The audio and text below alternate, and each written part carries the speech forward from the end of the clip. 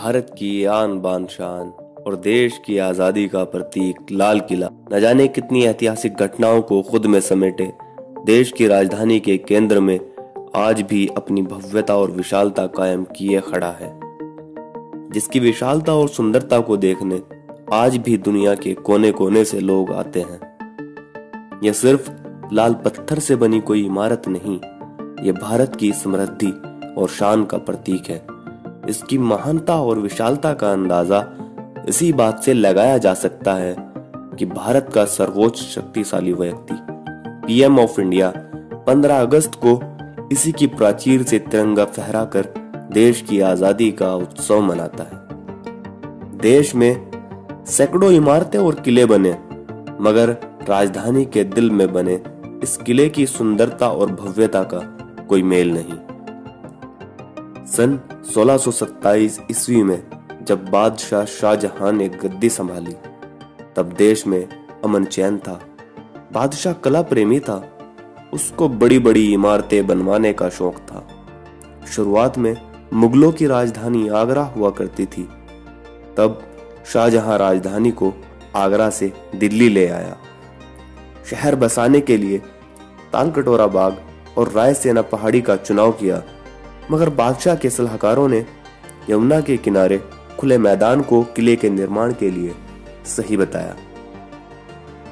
सन 1639 ईस्वी में किले की नींव रखी गई और निर्माण कार्य शुरू हुआ।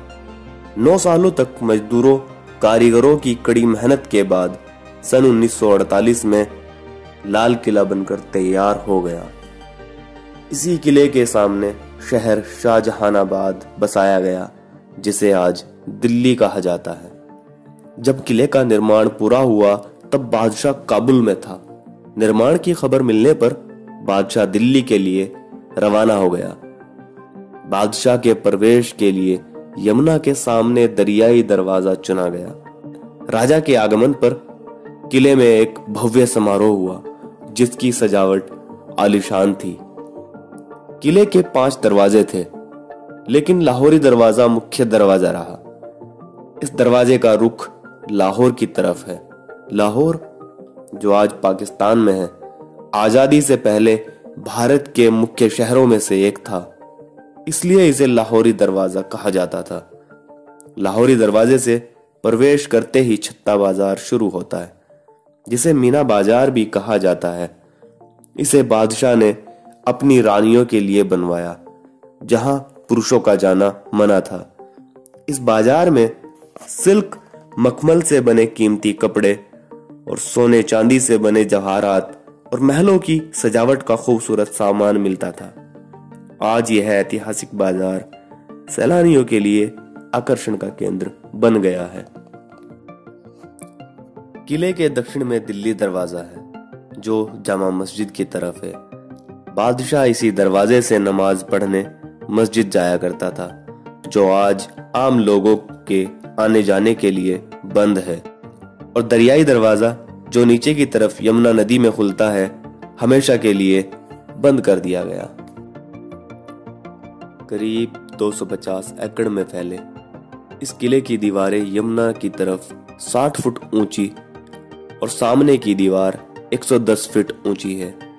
इसमें 75 फुट दीवार कृत्रिम नहर, जिसे आज खंदक कहा जाता है, की सतह से ऊपर है और बाकी खंदक की सतह तक है। इन नहरों में यमुना नदी का पानी भरा रहता था, जिनमें रंग बिरंगी मछलियां थी। किले के पूर्व में यानी पीछे की तरफ यमुना नदी किले के साथ बहती थी और तीनों तरफ नहरें थी। इन नहरों के साथ हरे भरे बाग हुआ करते थे, जिन्हें हयात बख्श बाग कहा जाता था, जिसका अर्थ है जीवनदायी उद्यान। लेकिन ब्रिटिश शासन में यह गायब हो गए। छत्ता बाजार से निकलते ही नक्कार खाने की 2 मंजिला इमारत पर नजर जाती है, जिसे नौबत खाना भी कहते हैं। नौबत यानी ड्रम। बादशाह के प्रवेश पर यहाँ खड़े दरबान ड्रम बजाकर बादशाह का स्वागत करते थे और मुख्य अवसरों पर नौबत खाने में मधुर संगीत कार्यक्रम हुआ करते थे। नौबत खाने से ही नजर जाती है दीवाने आम की ओर। दीवाने आम यानी लोगों से मुलाकात करने की जगह, जिसमें हर रोज दरबार लगता था, जिसमें बादशाह अपने तख्त पर बैठकर लोगों की शिकायतें सुनकर फैसला सुनाया करता था। यह एक अदालत की तरह बनाया गया था। यहाँ जगह जगह आलीशान बेशकीमती कालीनों से सजावट की गई थी। दीवाने आम में सामने की दीवार पर संगमरमर और बेशकीमती पत्थरों से जड़कर एक सिंहासन बनाया गया, जिस पर बैठकर बादशाह प्रजा की फरियाद और अर्जियां सुना करता था। इसी दीवाने आम में जहां जहां सोने का काम और कीमती पत्थर जड़े थे, उन्हें निकाल लिया गया, लेकिन उसके जो निशान बाकी है वो भी कम खूबसूरत नहीं है। दीवाने आम के सहन से निकलकर एक दरवाजा था, जिसे लाल पर्दा कहते थे। वहीं से यमुना के किनारे दीवार की ओर दीवाने खास, हम्माम, रंग महल, मोती मस्जिद और बादशाह का निजी महल था। दीवाने खास की इमारत संगमरमर से बनी है। इसकी छत चांदी की हुआ करती थी। इसे सोने व कीमती पत्थरों से जड़कर खूबसूरत बनाया गया था। दीवाने खास के बीचों बीच एक नहर है, जिसे नहर बहिश्त कहते हैं। इसमें जगह जगह फव्वारे बनाए गए, जो 1857 के बाद गायब हो गए। दीवाने खास में संगमरमर से बना वह चबूतरा आज भी है, जिस पर तख्ते ताऊस हुआ करता था, जिसे ईरानी बादशाह नादिर शाह लूट कर अपने साथ ले गया और आज भी तेहरान के नेशनल म्यूजियम में रखा हुआ है।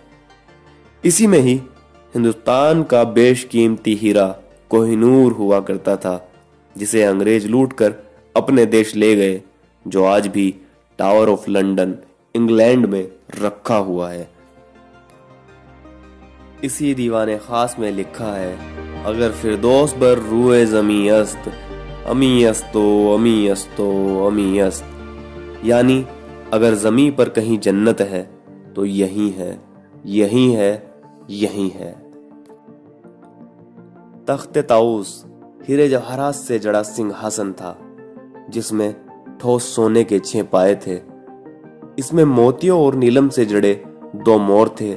इसे पीकॉक थ्रोन भी कहा जाता था। इसकी कीमत 17वीं शताब्दी में भी करोड़ों में आंकी गई थी। दीवाने खास से उत्तर की ओर शाही हमाम है। हमाम यानी स्नान का स्थान। इसमें 3 बड़े कमरे हैं, जिनमें नहाने के लिए हौज बने हैं, जिनमें ठंडे और गर्म पानी की व्यवस्था की गई थी। हमाम में भी नहर बनाई गई है, जिससे पानी पहुंचता था। इसमें फव्वारे बनाए गए थे, जिनसे खुशबू का छिड़काव किया जाता था। नहर बहिश्त उत्तर से दक्षिण की ओर है, जो दीवाने खास की ओर जाती है, जो हर शाही महल से जोड़ी गई है, जिसका काम महलों के कमरों, दीवारों और हवा को ठंडा रखना था। इसी किले में औरंगजेब ने मस्जिद का निर्माण करवाया, जो संगमरमर से बनी है। इसकी खूबसूरत बनावट और नक्काशी कमाल की है। लाल किला प्रारंभ से ही सत्ता का प्रतीक रहा। सन 1857 में आजादी की क्रांति की शुरुआत यहीं से हुई। आखिरी मुगल बादशाह बहादुर शाह जफर के नेतृत्व में क्रांति की शुरुआत यहीं से हुई। 1857 की क्रांति के बाद लाल किले पर अंग्रेजों ने कब्जा जमा लिया और बहुत सी इमारतों को नष्ट कर सेना के लिए बैरक बना दिए गए। लाल किला अब बादशाह का आलीशान महल नहीं रहा। यह अब अंग्रेजी फौज की छावनी में तब्दील हो गया। सन 1940 के दशक में नेताजी सुभाष चंद्र बोस ने चलो दिल्ली का नारा दिया और लाल किले पर तिरंगा फहराने का आह्वान किया था। आजाद हिंद फौज के अफसरों को यहीं कैद करके रखा गया और उन पर मुकदमा चलाया गया। जब लाल किले की प्राचीर से भारत के पहले प्रधानमंत्री ने तिरंगा फहराया तो सारी यादें मानो भारत के दिलों में बस गई। तब से ही हर वर्ष 15 अगस्त को भारत के प्रधानमंत्री लाल किले की प्राचीर से दुनिया को भारत की आजादी की कहानी बताते हैं, जिसने न जाने कितनी कुर्बानियों को अपने में समाया हुआ है। आजादी के बाद भारतीय सेना ने किले पर नियंत्रण कर लिया।